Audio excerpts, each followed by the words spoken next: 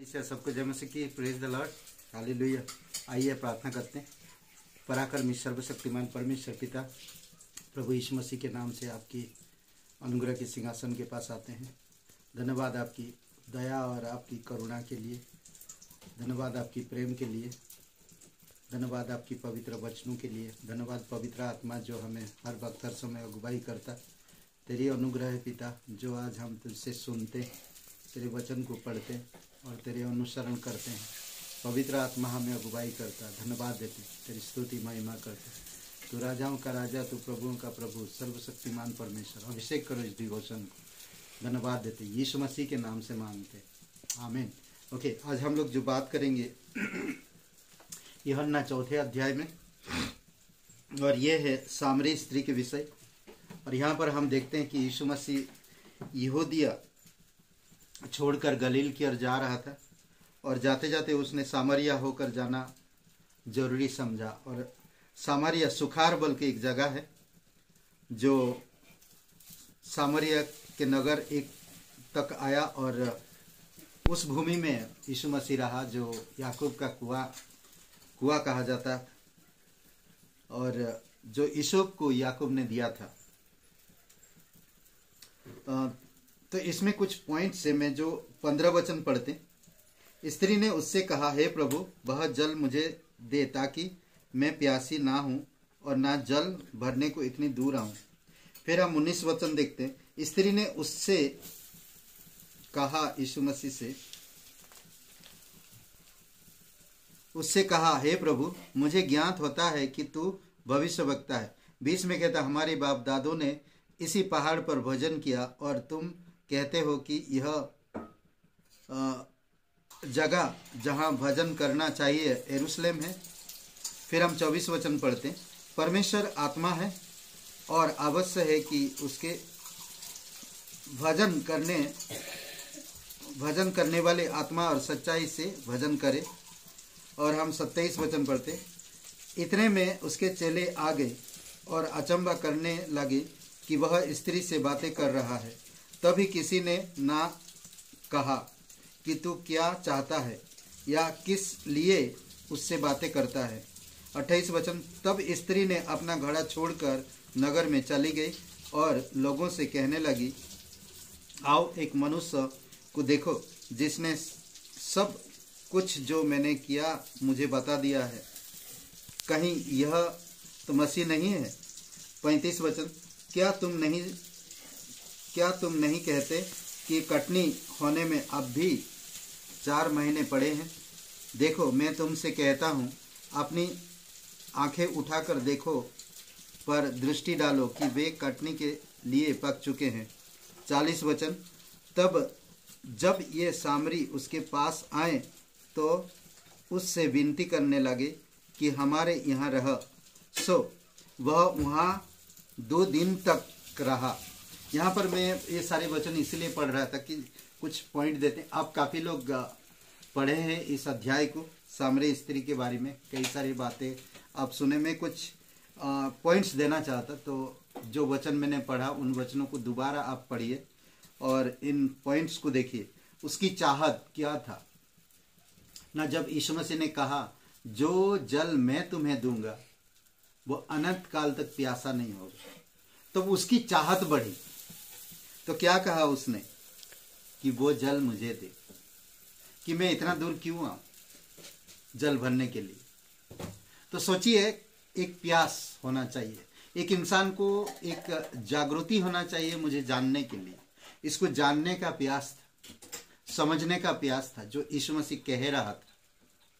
और दूसरी जो हम 19 वचन पढ़े, उसमें कहते कि उसका अंतर्ज्ञानी बोध, यानी कि उसको जब यीशु को मालूम पड़ता और कह रहा, तो स्त्री ने उससे कहा,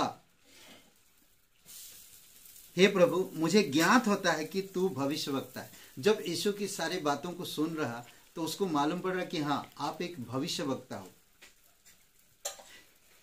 क्या कह रहा, उसको मालूम पड़ रहा। कई बार आप और मैं भी लोगों से बातें करते करते पता चलते कि आपका विचार राजनीतिक के ऊपर या भौतिक के ऊपर या साइंस के ऊपर या और कई सारे चीज़ें मेडिकल के ऊपर कई सारे हम तजुर्बा लगा सकते हैं कि आपकी चाहत क्या, आपकी किस तरह से आप, वो हमारे अंदर ज्ञान हो जाता है।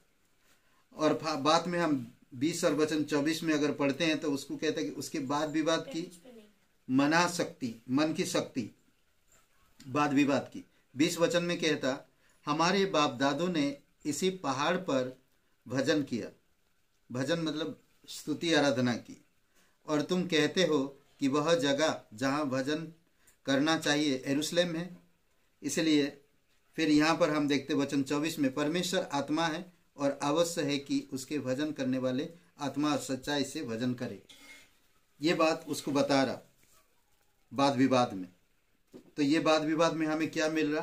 कई बार होता है हम तो इस तरह की आराधना करते हैं, इस तरह की स्तुति महिमा करते हैं, पर कई बार हम जब सच्चाई और आत्मा के साथ हम प्रार्थना करते, क्योंकि परमेश्वर आत्मा है, यहाँ पर वाद विवाद होता है, जो हमारी जो मन की शक्ति से हम नहीं बल्कि आत्मा से हमें आराधना करने की जरूरत है।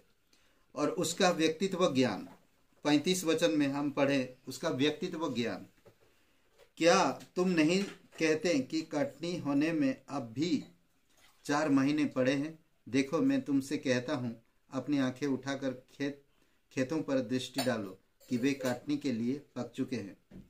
ये एक उसका व्यक्तिगत ज्ञान जो उसको समझा रहा था प्रभु यीशु मसीह। उसके अद्भुत दर्शक 27 में, इतने में उसके चेले आए उसके पास, और वो एक स्त्री के साथ बातें कर रहा, पर वो लोग पूछने के लिए उससे साहस नहीं हुआ। बट जो भी हो, यहाँ पर कहते कि अद्भुत दर्शक लोग देखते हैं किस तरह से वो बातें कर रहा। कहता वचन इस तरह, इतने में उसके चेले आ गए और अचंभा करने लगे कि वह स्त्री से बातें कर रहा है। तभी किसी ने ना कहा कि तू क्या चाहता है या किस लिए उससे बातें करता है। और उत्साह या उद्देश्य 28 वचन में, तब स्त्री अपना घड़ा छोड़कर सारी बातें जब सुना तो 28 वचन में वो स्त्री के दिल में उत्साह भर गया, उत्साह और एक उद्देश्य आ गया। तब उसने अपनी घड़ा छोड़कर वहां पर वो गांव नगर में चला गया।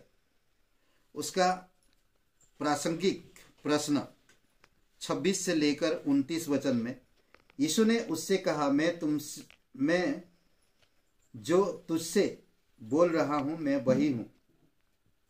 इतने में उसके चेले आ गए और अचंभा करने लगे कि वह स्त्री से बातें कर रहा है। तभी किसी ने ना कहा कि तू क्या चाहता है या किस लिए उससे बातें करता है। तब स्त्री अपना घड़ा छोड़कर नगर में चली गई और लोगों से कहने लगी, आओ एक मनुष्य को देखो जिसने सब कुछ जो मैंने किया मुझे बता दिया। कहीं यह तो मसीह नहीं? ये एक प्रासंगिक प्रश्न था। वो जान रहा, समझ रहा कि ये मसीह है। और आखिरी में वचन हम 40 में देखते हैं, उसकी आकर्षक गवाही। अब गांव के लोग आकर जब यीशु से मिले, मसीह से मिले, तो वो लोग खुद कह रहे हैं कि अब यहाँ पर आप और रुक जाओ, यहाँ से जाने की जरूरत नहीं, हम समझ गए आप कौन हो ना। यीशु मसीह सच्चा परमेश्वर है, लोगों का जीवन बदलता है। और ये स्त्री के बारे में अगर आपको अच्छी तरह से पढ़ना है इस स्त्री के बारे में, तो यूहन्ना का 4 अध्याय पढ़िए, पूरे अध्याय को पढ़िए।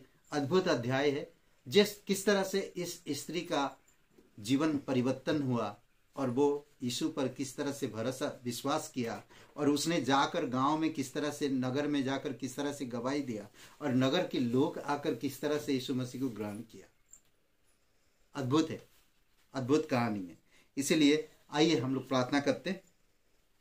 पिता परमेश्वर, हम धन्यवाद देते हैं जिस तरह से प्रभु तो सामरी की स्त्री को जो वार्तालाप करके उसके जीवन को बदला, उसी प्रकार से आप हमें इस्तेमाल कर तेरी आत्मा के द्वारा हम लोगों से वार्तालाप कर सके और उनके जीवन में बदलाव आ सके। प्रभु, बहुत से ऐसे लोग हैं जो सामरी स्त्री की तरह है, बहुत से ऐसे लोग हैं जो बीमारी में हैं, बहुत से ऐसे लोग हैं पिता जो भ्रमित है। प्रभु यीशु मसीह, आप प्रत्येक भाई बहनों को इस्तेमाल करो तेरे राज्य के लिए और तेरी महिमा के लिए। धन्यवाद देते, तेरी स्तुति महिमा करते। प्रार्थना प्रभु यीशु मसीह के नाम से मांगते, आमीन।